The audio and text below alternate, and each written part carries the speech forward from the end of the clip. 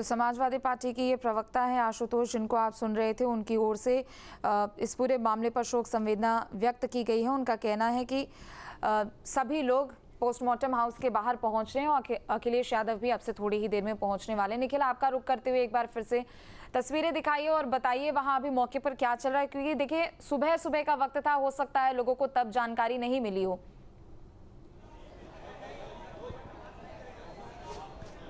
बोलिए निखिल, बोलिए। देखिए, अखिलेश यादव का काफिला जो है वो पोस्टमार्टम हाउस के बाहर पहुंच गया और अखिलेश यादव यहां पर पहुंच गए हैं परिवार के लोगों से मिलने। और जो उनका चेहरा है वो ये बता रहा है कि इस दुख की घड़ी में वो काफ़ी चिंतित है, काफ़ी परेशान है। और परेशान होने की जो है वो दिख रहा। तो सिक्योरिटी सुरक्षा के जरिए अखिलेश यादव बहुत ही दुखी मन से पोस्टमार्टम हाउस में जाते हुए वो तस्वीरें हमने आपको दिखाई। अखिलेश यादव यहाँ पे जो चिकित्सकों का पैनल है वहाँ पर लोगों से बातचीत करेंगे और बातचीत करके ये समझने की कोशिश करेंगे कि आखिर परिस्थिति क्या है। तो अखिलेश यादव जो पहले ऐसे व्यक्ति हैं, अगर हम उनसे पहले की अगर हम बात करें समाजवादी परिवार के, वो यहाँ पर पहुँचे हुए हैं और वो पहुँचकर यहाँ पर चिकित्सकों से बातचीत करेंगे। निश्चित तौर पर बहुत ऐसा ये वक्त होता है कि जिस वक्त में आप बात भी करेंगे तो किसी से क्या करेंगे। जो सिस्टम है वो अपना काम कर रहा है, डॉक्टरों का पैनल पोस्टमार्टम कर रहा है, उसके बाकायदे वीडियो रिकॉर्डिंग हो रही है, तो वो रिकॉर्डिंग चल रही है। और उसके बाद जब आगे फर्दर अगर इन्वेस्टिगेशन होगी तो इसकी डिटेल जो है वो साझा की जाएगी पोस्टमार्टम हाउस की तरफ से, जो पोस्टमार्टम की डिटेल्स आएंगी। तो ये सब परिस्थितियाँ हैं, लेकिन ये ज़रूर है कि परिवार के लिए एक बड़ा झटका है। बहुत कम उम्र चूँकि थी प्रतीक की, 38 साल उनकी उम्र थी। और ऐसा व्यक्ति जो फिटनेस को लेकर इतना जो है पसंद करता हो, फिटनेस को लेकर लोगों को मोटिवेट करता हो। मैं ऐसे कम से कम 2 दर्जन से ज़्यादा लोगों को जानता हूं जिनको प्रतीक ने जबरन जो है वो मोटिवेट किया और उनको फिटनेस का प्रति उनका रुझान बढ़ाया और आज वो फिट रहते। तो प्रतीक का जो ये डेथ है वो कम से कम ये संकेत दे रही है कि आखिर इसके पीछे वजह क्या है, संभावनाएं क्या है। और जो परिस्थितियां हैं, जो सर्कमस्टेंसेस हैं, वो भी ये बताते हैं कि कुछ तो है जो अभी जिसका जो निकल कर सामने नहीं आ पा। सदस्य गया है, हम लोग सब दुखी हैं और जो भी सब बातें हैं वो सामने आएंगी। आदरणीय अखिलेश यादव जी आ गए, वो अब आगे बात करेंगे। देखिए, समाजवादी पार्टी के प्रवक्ता है प्रफुल्ल संचान, उनका ये कहना है निहायत पारिवारिक मामला है, तो वो अब जाके अखिलेश जी व्यक्तिगत आ रहे हैं जानकारी मिली। और देखिए कुछ ही समय में अखिलेश की सिक्योरिटी की बाहर आ रहे हैं। जानकारी मिली अखिलेश यादव क्या कहते हैं? ये जो बहुत दुखद है, परिवार के सदस्य गए हैं, तो हम सब इस दुख है। हाँ, पोस्टमार्टम हाउस आए, इसके आगे हमें कुछ नहीं कहना है। जो भी बात कहेंगे वो आदरणीय अखिलेश यादव जी कहेंगे। बहुत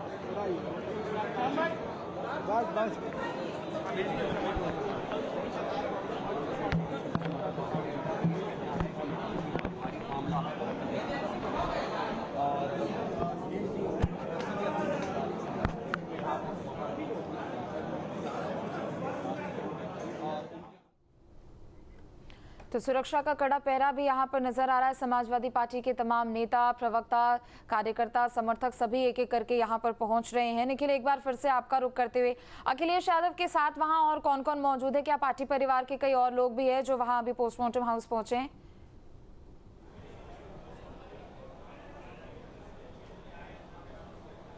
देखिए, परिवार का अभी कोई और सदस्य जो है वो मौजूद नहीं है। खाली अपर्णा के भाई अमन सिंह विस्ट यहाँ पर पहुँचे थे और अब अखिलेश यादव पहुँचे हैं। कुछ परिवार के करीबी लोग जरूर यहाँ पर पहुँचे।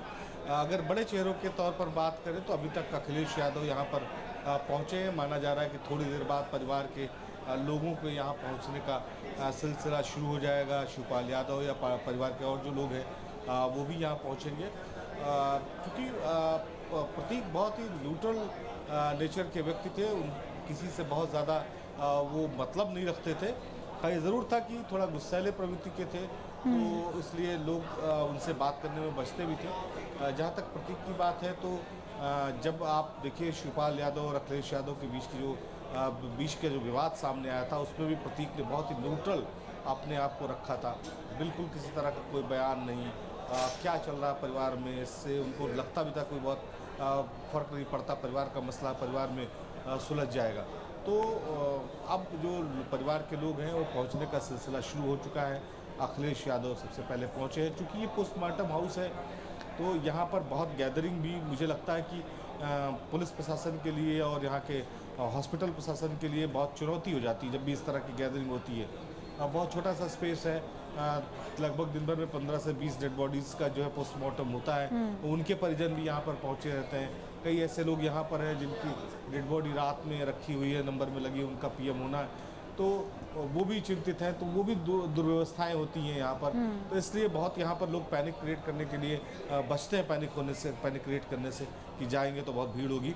लेकिन अभी अखिलेश यादव लगभग मुझे लगता है कि 6-7 मिनट का आसपास का समय हो चुका, तब से अंदर चिकित्सकों के साथ मंथन कर रहे हैं। खबर ये भी आ रही है कि अखिलेश यादव ने सिविल हॉस्पिटल के जो डॉक्टर थे जिनको शुरुआती जिन्होंने उनकी जांच की थी उनसे भी बात की है, उनसे समझने की कोशिश की है। बिल्कुल निखिल, ये भी बताइएगा कि आखिर अखिलेश यादव को या फिर परिवार के जो दूसरे सदस्य हैं उनको इसकी पूरी जानकारी कब मिली? क्योंकि बताया ये जा रहा था सुबह 4 से 5 बजे नौकर की ओर से फोन किया गया, फिर उनके एक दोस्त भी थे वो भी हॉस्पिटल लेकर पहुंचे और कुछ चीजें संदिग्ध भी निकली, लेकिन परिवार के लोगों को, चाहे अपर्णा यादव हो, अखिलेश यादव हो, उनको कब सूचित किया गया?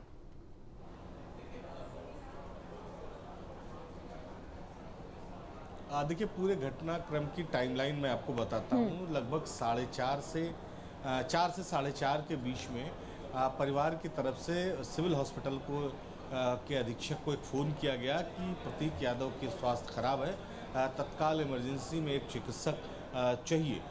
उसके बाद सिविल हॉस्पिटल से आनंद फानन में एक चिकित्सक भेजा गया, वो वहाँ पर उनके घर पर पहुँचा। ये जानकारी उनके एक हाउस हेल्प ने की थी और उसके बाद उसी ने अपर्णा को इस बात की जानकारी दी और अपर्णा के भाई अमन सिंह बिष्ट को इस बात की जानकारी दी। अमन सिंह बिष्ट और जो सिविल हॉस्पिटल के चिकित्सक थे, अमन सिंह अपने बिष्ट के साथ एक मित्र थे, ये लोग लगभग एक ही समय जो है वो प्रतीक यादव के घर पर पहुँचे। जब सिविल हॉस्पिटल के चिकित्सक ने वहाँ पर प्राथमिक जांच की जो है वो प्रतीक की, तो उस दौरान उन्होंने बताया कि इन्हें तुरंत हॉस्पिटल की ज़रूरत है, इन्हें तुरंत हॉस्पिटल लेकर चलना होगा। एम्बुलेंस के लिए भी फ़ोन किया गया, लेकिन उससे पहले अमन और अमन का जो एक मित्र था उसने ये कोशिश की कि प्रतीक को बाई कार जो है वो सिविल हॉस्पिटल पहुंचाया जाए। ये 5:20 के आसपास लगभग ये लोग सिविल हॉस्पिटल के इमरजेंसी वार्ड तक पहुंच चुके थे।